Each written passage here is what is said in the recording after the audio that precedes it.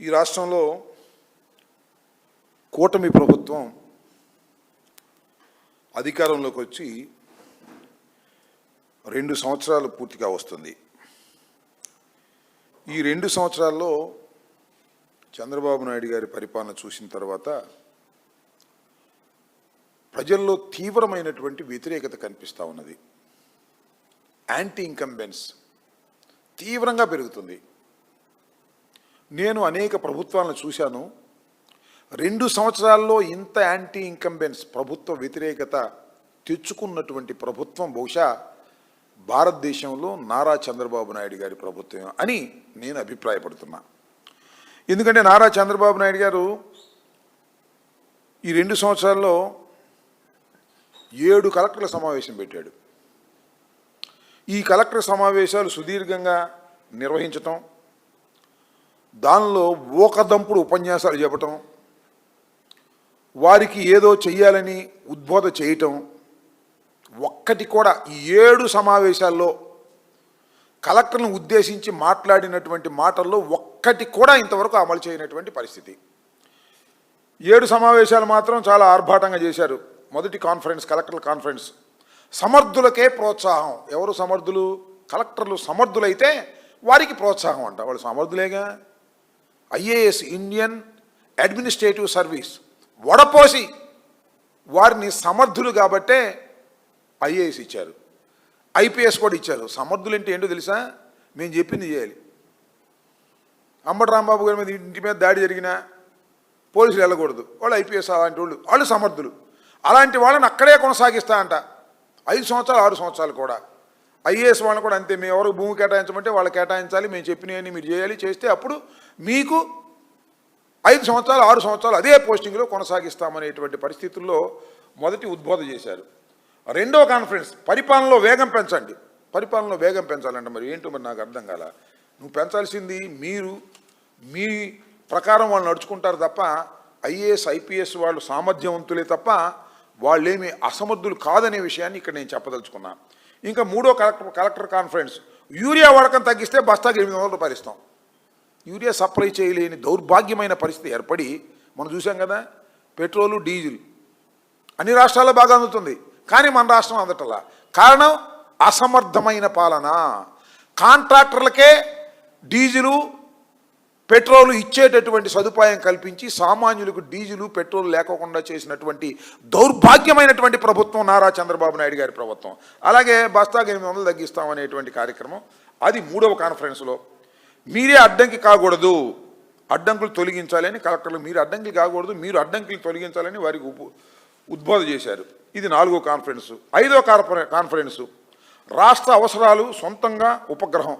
రాష్ట్ర అవసరాలకి సొంతంగా ఉపగ్రహాన్ని ఏర్పాటు చేసే కార్యక్రమాన్ని కలెక్టర్ కాన్ఫరెన్స్లో మాట్లాడుతున్నాడు. అవసరాలకు ఉపగ్రహం ఎవరంటే నారా లోకేష్ని ఏర్పాటు చేసుకుని ఉపగ్రహంలాగా ఆయన్ని డీఫాక్టో కంప్లైంట్ లాగా తయారు చేసే డీఫాక్టో చీఫ్ మినిస్టర్ లాగా వ్యవహరించేటటువంటి పరిస్థితి తీసుకొచ్చి రాష్ట్రాన్ని అధోగతి పాలు చేసేటటువంటి కార్యక్రమం చేస్తున్నారు.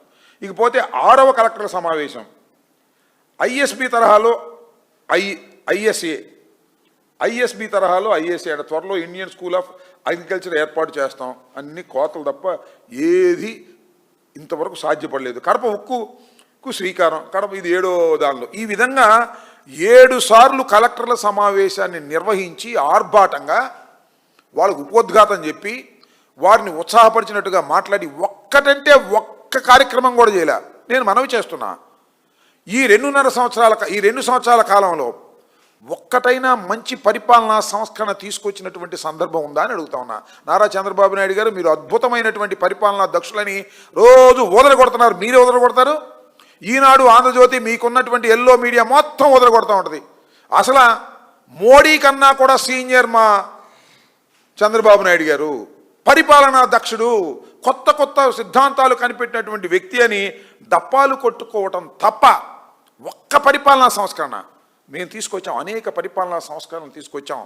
గ్రామ స్థాయికి పరిపాలన తీసుకురావాలని సెక్రటేరియట్లు పెట్టినటువంటి సందర్భం మాది. అదేవిధంగా నాడు నేడు విద్యలో అనేక సంస్కరణలు తీసుకొచ్చినటువంటి ప్రభుత్వం వైఎస్ఆర్ కాంగ్రెస్ పార్టీ ప్రభుత్వం, జగన్మోహన్ రెడ్డి గారి నాయకత్వంలో. అంతేకాదు ఇవాళ మీరు ఒక బృందాన్ని పంపించారు. ఎక్కడికి? సింగపూర్. దేనికి? గవర్నెన్స్ కోసం నేర్చుకోవాలని. అసలు నువ్వే సింగపూర్కి చెప్పి అంత మగోడని చెప్తూ ఉంటావు కదా. ఒక బృందాన్ని పంపించి అక్కడ తిప్పుకొచ్చారు. వాళ్ళు పరిపాలనకు సంబంధించిన, గవర్నెన్స్ సంబంధించిన అన్నీ కూడా తెలుసుకొని ఈయనకి చెబితే ఈయన అమలు చేస్తా అంట. నేను అడుగుతా ఉన్నా, అయ్యా నారా చంద్రబాబు నాయుడు గారు, మీరు ఎన్నికలకు ముందు ఏ వాగ్దానాలు చేశారు నాకు చెప్పండి ఒకసారి. 1 కాదు 2 కాదు, సూపర్ 6 సూపర్ 7 అన్నారు.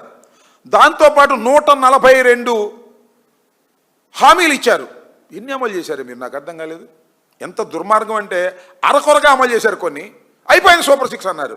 ఇంతకన్నా దౌర్భాగ్యం ఏం కావాలి? ఇంతకన్నా మోసం ఏం కావాలి? నేను సింగపూర్ వెళ్ళి సంస్కరణ చేయడానికి, లేకపోతే గవర్నెన్స్ చేయడానికి మరి ఎన్ని సింగపూర్ వెళ్ళి మీరు ట్రైనింగ్ అయ్యి వచ్చి ఇచ్చారు హామీ? నేను అడుగుతా ఉన్నా. ఒకటే, ఆడబిడ్డని ఇది నెలకు 15,100 చొప్పున ఏడాదికి 18,000 ఇస్తామన్నారు. ఇచ్చారా? మోసం చేశారు కదా.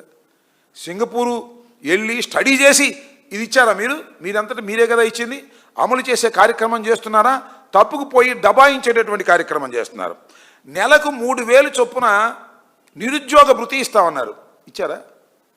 ఇవ్వాల, అదే కొట్టారు. అంతేకాదు ఎస్సీ ఎస్టీ బీసీలకు, మైనారిటీలకు 4,000 చొప్పున 50 ఏళ్ళు పైబడితే వారికి 4,000 చొప్పున పెన్షన్ ఇస్తా ఉన్నారు. ఆ పెన్షన్ ఇచ్చారు, కానీ ఈ పెన్షన్ మాత్రం ఎగ్గొట్టేటటువంటి కార్యక్రమం చేశారు. ఎన్ని అబద్ధాలు ఆడాలో, ఎన్ని అసత్యాలు చెప్పాలో అన్ని అసత్యాలు చెప్పి మీరు పథకాలు అమలు చేయకోకుండా, ఇచ్చిన పథకాలు అమలు చేయకోకుండా ఇవాళ మోసం చేసేటటువంటి కార్యక్రమం చేసినటువంటి ఒక దుష్ట పరిపాలన నారా చంద్రబాబు నాయుడు గారిది. అంతేకాదు మేము ఇచ్చినటువంటి పథకాలను రద్దు చేసి పారేశారు. ఏది ఒకటి అమలు చేయలేదు. నేను ఒకటే మనవి చేస్తున్నా, మీరు సింగపూర్ వెళ్ళి అక్కడికి వెళ్ళి ఇక్కడికి వెళ్ళి ఏదో నేర్చుకుని ఇవాళ చేయాలని అనుకుంటున్నారే, అసలు మేనిఫెస్టో మీరు ఇచ్చిందే కదా. ఏదైనా సింగపూర్ చెబితే ఇచ్చారా? మేనిఫెస్టో మీరు ఇచ్చారు. ఆ మేనిఫెస్టో ఎక్కడుంది ఇవాళ? నేను సగర్వంగా చెప్తున్నా, వైఎస్ఆర్ కాంగ్రెస్ పార్టీ నాయకుడు జగన్మోహన్ రెడ్డి గారు 2019లో అధికారంలోకి వచ్చినప్పుడు మా మేనిఫెస్టోని ఇంటింటికి పంచాం.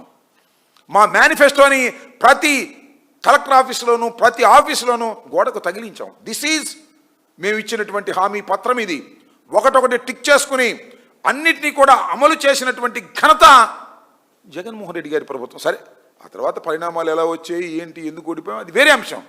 కానీ చిత్తశుద్ధిగా ఇచ్చినటువంటి మేనిఫెస్టోని ప్రతి దాన్ని అమలు చేసినటువంటి వ్యక్తి జగన్మోహన్ రెడ్డి.